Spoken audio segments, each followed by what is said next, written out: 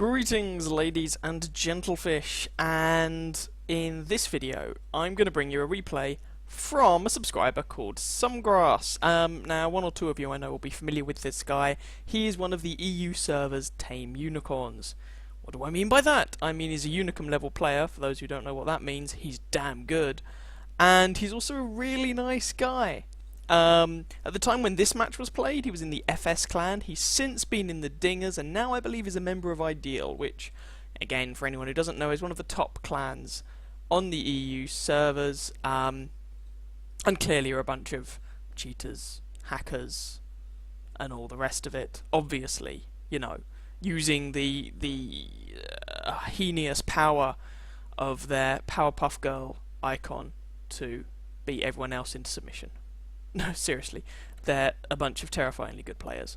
Anyway, this is actually a patch 9.7 game, and I know I said that I had shown all of the patch 9.7 games that I was going to, but when you get a player of Somegras' caliber who is very proud of a replay, generally indicates the game is worth watching. So I thought I would bring this to you.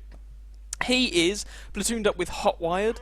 Somegras is in the Sherman E2 Jumbo, and Hotwired is in the Easy 8 Sherman, the Sherman E8. So these are the two Tier 6 American medium tanks. Now the Jumbo plays a bit more like a pocket heavy tank in many respects.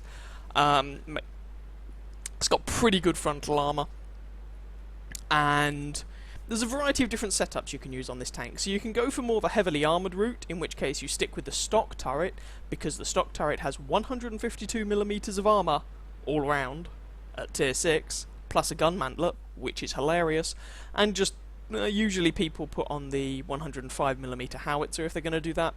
Or you do what Somegras is doing, put on the top turret and use the 76mm gun, and you use this a little bit more like a heavy medium rather than a medium heavy, if that makes sense. Anyway, when you look at the results of this game, bear in mind that this gun has 128 average penetration with armor piercing, 177 with APCR, and does 115 average damage. Bear those numbers in mind. It does also get 12 degrees of gun depression. So, we're here on, oh, you know what the map is, Highway.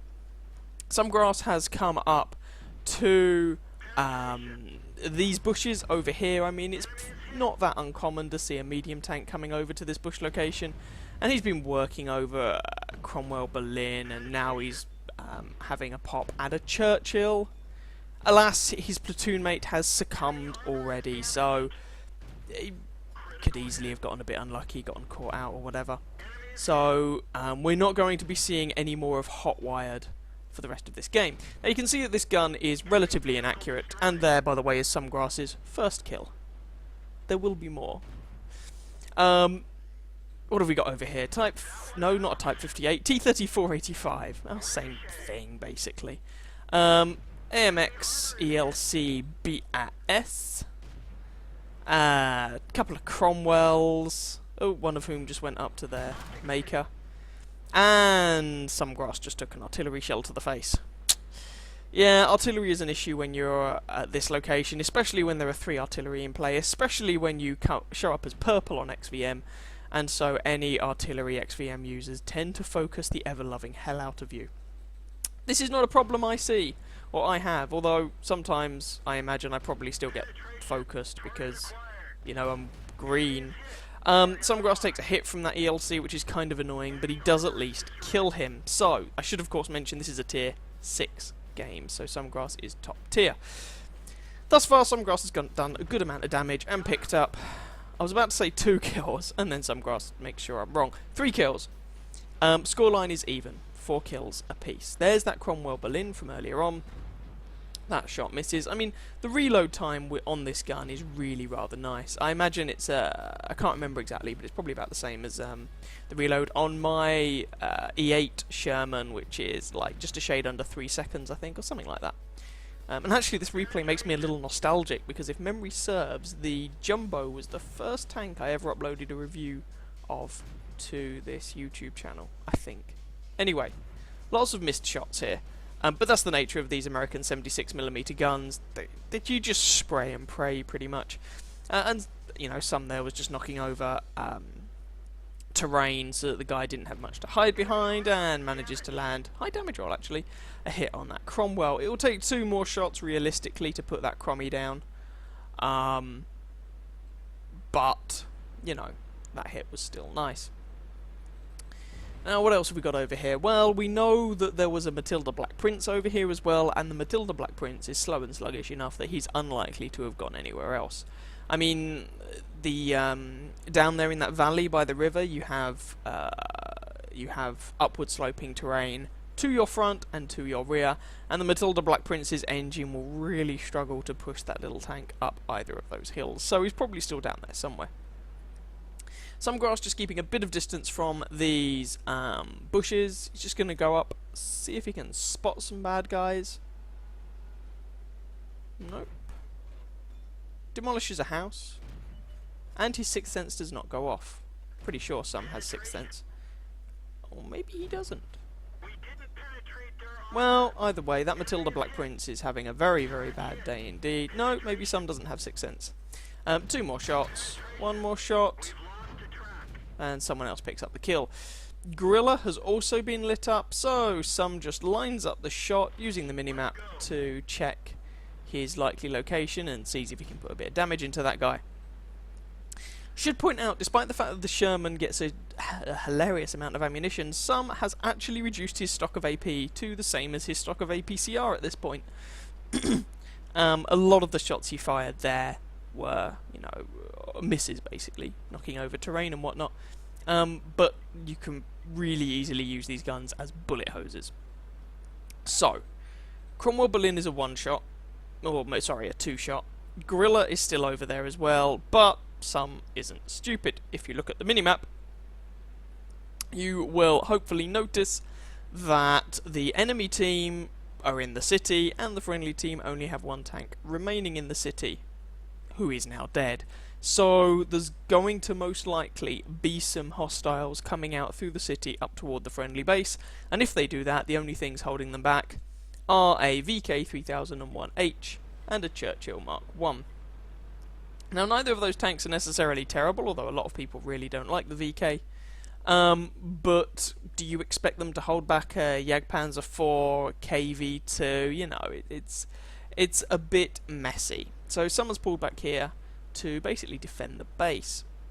And if he can point his frontal armour at people, he will have a very good chance of bouncing shots. And if he can use that 12 degrees of gun depression as well, that will slope his frontal plate back even more, and he can definitely bounce the bad guys.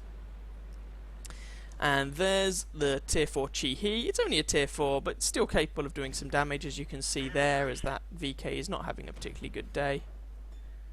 Some puts 1 shot into him, VK dies. Some takes a blind shot, isn't quite able to finish the guy off. Remember that Cromwell from earlier on? Hello, little Crommy.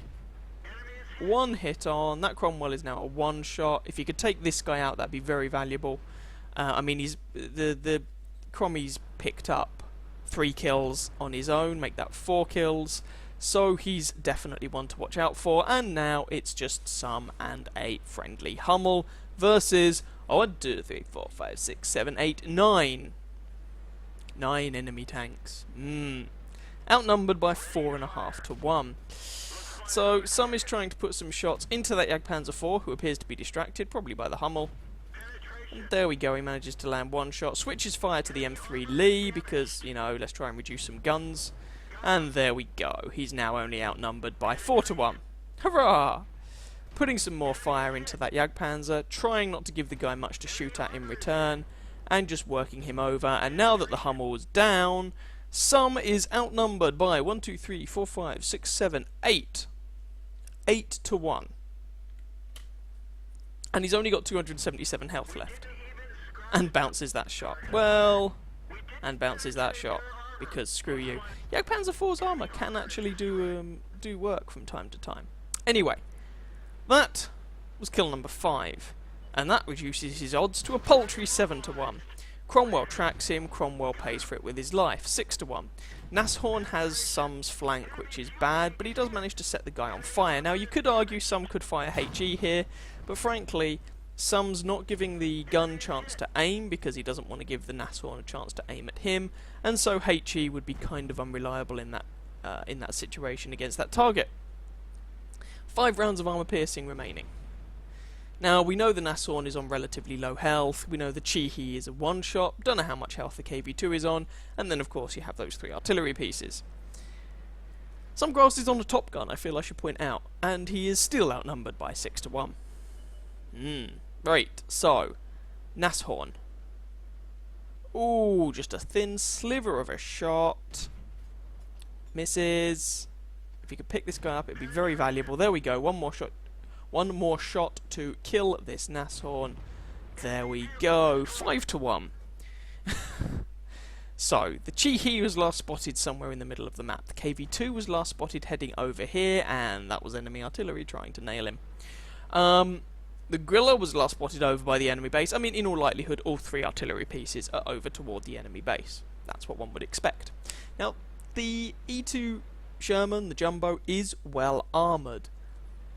But when you're trying to tackle a KV-2, that is something you still have to be very careful of, because that 152mm howitzer, assuming that's the gun the KV-2 is using, can still wreck your face. Now, thankfully, the KV-2 is only on 121 health. This guy is a potential 1-shot, more likely a 2-shot. There we go.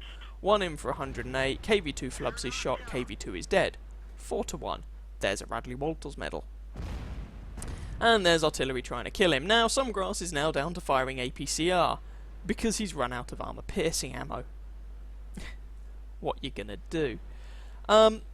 And again, you could actually make the case that against a lot of these targets, some could load HE, but again, considering the amount of health he's on, he probably doesn't want to give the gun, doesn't want to let his gun actually aim that much, because then that's letting the enemies aim at him, and despite the fact that he's, you know, got a good amount of frontal armour, it only takes 1 round from a tier 5 or tier 6 artillery piece to really ruin his day. M41 has fired, however, he flubbed that shot. There's a hit from the M37. It's not so much the M37 that's a problem, it's, well, the guy he just killed and the Grilla who has now fired. So there's no particular need, I was going to say there's no particular need to put his track back on, but his track, well, he doesn't have a repair kit anymore, so that's not even an option. Another shot there from the M37, but nothing to really concern himself with. Still got 204 health remaining, and still outnumbered by 3 to 1. That's 9 kills, by the way. Alright, what else is around? Well, the enemy artillery is most likely over by the enemy base. The fact that... ooh, hello little Chi-He. The fact that the M41 came over to effectively scout for the rest of his team kind of indicates this Chi-He may not be doing a great deal of much. The fact that his Chi-He hasn't really moved very far since he was last spotted, yeah, probably hasn't done a great deal of much. And Somegras is still outnumbered, but only by 2 to 1 now. And seems like good odds. M37 is basically playing scout. The Grilla has a bigger gun. M37 struggles to do a lot of damage against the Jumbo, so he's come over to spot some. 1 shot into him, and there's the kill. And now it's just a Grilla on the enemy team, who, if he has any sense at all, is sitting there making a terrible mess of his underwear. The Grilla is... well, the Grilla's quite sluggish to traverse, so I don't want to be too harsh on this guy. This can still, of course, go horrendously wrong. The Grilla gets a 15cm howitzer. It's quite a big gun. It can definitely do the work. But there we go. That's where Some used his HE round, just to polish the guy off with that last shot. And... voila. So, let's see how well Some actually did. So, that, however you look at it, is rather an impressive haul of awards. What end to start from? Right, well, unsurprisingly, that was an ace tanker. I mean, yeah, I don't think any of us are going to find that particularly surprising. Fire for effect, he did more damage than he had health. You don't say. Duelist, bruiser. Then we get onto this lot. Top gun, okay. High caliber, fair enough. Pascucci's, for nailing 3 enemy artillery. Paul's medal, for getting 10 or more kills. I've never had that reward. Kolobanov's for standing alone and outnumbered by at least 5 to 1 and still winning. And a crucial contribution, which he got on his own. His platoon mate died too early to pick up any kills. Holy hell. Look at the team scores. Good God. Yeah. So that Berlin Cromwell on the enemy team got 1200 damage and 4 kills. Not too bad. Jagdpanzer 4, 1200 damage. KV2, 1200 damage. You know, there were a few reasonable contributions from the enemy team. The enemy team were more broadly speaking consistent. Some's team, generally speaking, did not have a particularly good game. I mean, Hotwire died fairly early on, and he was still in the top half of the team. Some had to do 4,403 damage, get 12 kills, and get 2,047 base experience. That's not times 2, that's not with a premium account bonus or anything like that. 2,047 base in order to win that game. 83 shots fired, 50 hits, 44 penetrations for that 4,403 damage. 927 at a distance of more than 300 meters, so most of that was at close range. 9 hits received, 4 pens, 5 non-pens. This wasn't really the day of the Jumbo's armour, as some was definitely playing it more like a medium tank. So only 600 damage blocked by armour. 4 enemy vehicles spotted, 13 of them damaged, 12 destroyed, and 295 assistance damage. Some had to kill so much stuff there that there wasn't really any assistance damage to go round. Now, he was running a premium account. He made a 23,000 credit profit. Lost a lot of money because he fired a lot of APCR rounds, but he only fired a lot of APCR rounds because he ran out of armor piercing, and he had to throw something at the enemy, at the bad guys, other than strong language. Not a daily double or anything like that. When you include the premium account bonus, that was 3,070 experience. I think that really speaks for itself. Very, very well done to some there. That's a better result than I've ever had. And I can see why he was proud of it. I hope you guys enjoyed that. If you did, please feel free to catch some of my other videos and or subscribe to my channel. And I wish you very happy hunting on that battlefield. Ciao, ciao.